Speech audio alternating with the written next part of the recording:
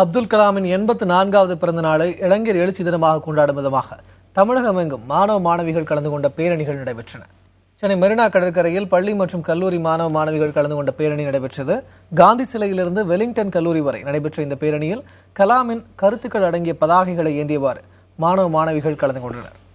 ராமேஸ்வரத்தில் சுமார் 2000 மாணவ மாணவிகள் கலாம் படித்த பள்ளியில் துவங்கி கலாமின் இல்லம் வரை பேரணி நடத்தினர். ஈரோட்டில் நடைபெற்ற பேரணியில் 500க்கும் மேற்பட்டவர்கள் கலந்து கொண்டனர்.